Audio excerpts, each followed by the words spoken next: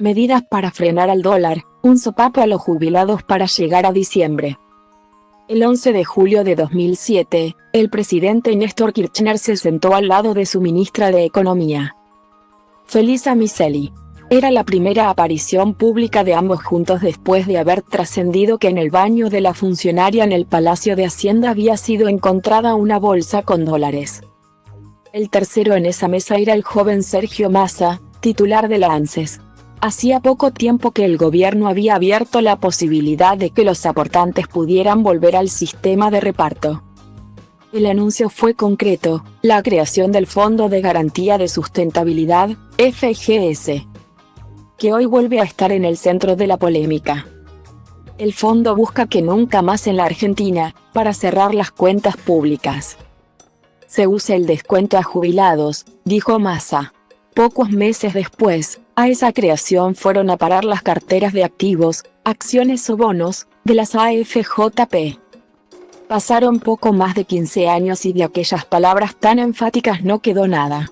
El ahora ministro de Economía se apresta a pegar otro zarpazo a una parte de las reservas del mismo fondo que él creó.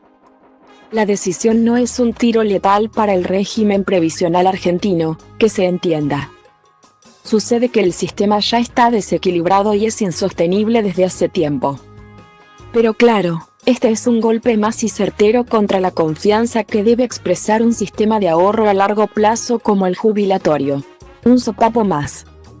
Técnicamente, la medida es simple: de la cartera total de activos de ese fondo, la decisión del gobierno es que una parte, bonos pagaderos en dólares, sean canjeados por otros que se cancelan en pesos. Directo, entregar moneda estadounidense y recibir billetes argentinos.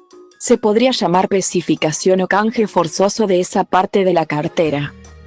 Ahora bien, la pregunta más importante es ¿qué impacto tiene esta medida sobre los ingresos de los jubilados?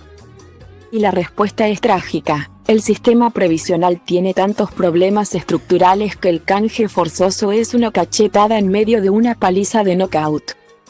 El FGS fue creado meses antes de la estatización del sistema de capitalización conocido por las siglas de las administradoras de fondos de jubilaciones y pensiones, AFJP. En la Argentina, nunca más los haberes de los jubilados serán rebajados por impericia o falta de previsión en el manejo de las cuentas públicas. Los jubilados no pueden volver a ser la variable de ajuste de cuestiones fiscales, dijo Miceli entonces. Hoy, volvieron a ser aquella variable. Desde ese momento, el FGS fue usado políticamente, por aquel oficialismo, pero también por la oposición, incluido Massa cuando lo era para criticar alguna medida de la ANSES. Se convirtió en una entelequia que servía como dardo para todo fin discursivo. Hay 211 dólares. 340 millones en el fondo de garantías de ANSES que se pueden destinar a los jubilados y no se está haciendo, escribió Massa en su cuenta de Twitter en julio de 2017. Sabía perfectamente que ese fondo poco puede hacer para mejorar la vida de cada vez más jubilados, la mayoría de ellos, sin haber completado los aportes. A los números. De acuerdo con el último informe presentado por la actual titular, Fernanda Raberta, que corresponde al segundo semestre de 2022, lenta Raberta para eso de rendir cuentas. El valor de la cartera de inversiones del FGS era de $6.11 billones, lo cual representó un aumento de $362.000 millones, 6,3% respecto a fines del trimestre anterior. Ahora bien, vale recordar que en ese semestre fue del 17,3%, con lo cual que haya crecido solo 6,3% implica que en términos reales cayó. En ese periodo, la tasa de devaluación fue de 12,8%. Dicho de otra manera, perdió en pesos y en dólares contra el bimestre anterior. Ese último reporte dice que en el año creció 45,2%. Durante ese periodo, como el dólar aumentó 30,9%, se podría decir que subió en moneda estadounidense. Pero claro, la inflación de 12 meses, desde 21 de junio a 22 de junio, fue de 68%. Las cuentas no le dan a Raberta. Ahora bien, ¿qué significa ese fondo en términos reales frente al peso presupuestario de la jubilación? Según el boletín estadístico de la ANSES correspondiente al primer semestre de 2022, existían entonces 7.386.150 beneficiarios con un haber medio total por beneficiario de $53.086. Si ese importe se multiplica por 13, que representa los 12 sueldos más el aguinaldo, el peso anual del sistema jubilatorio para 2022 era de 4,70 billones de pesos. Como el FGS tenía alrededor de $6,1 billones, pues en términos absolutos ese dinero alcanzaba el 30 de junio de 2022 para 16 meses de beneficios. Eso era todo. Dicho de otra forma, el tamaño del sistema deja pequeño ese fondo que de ninguna manera podría solucionar los problemas de los jubilados, actuales o futuros. Pero claro, como en términos nominales en una cifra billonaria. Pues la política la usó desde su creación para graficar un discurso con poco asidero real. Quizá valga la pena recordar, además, qué fue lo que quedó vigente después de aquella tan recordada estatización de las AFJP. A diferencia del anterior, que cada uno aportaba a su cuenta individual y se forjaba una jubilación de acuerdo a lo que sume a su bolsa, igualmente había una porción que se destinaba a un sistema solidario. Este es diametralmente opuesto. El reparto jubilatorio es otra cosa. Todos aportan a una misma cuenta y ese dinero se distribuye entre todos los jubilados.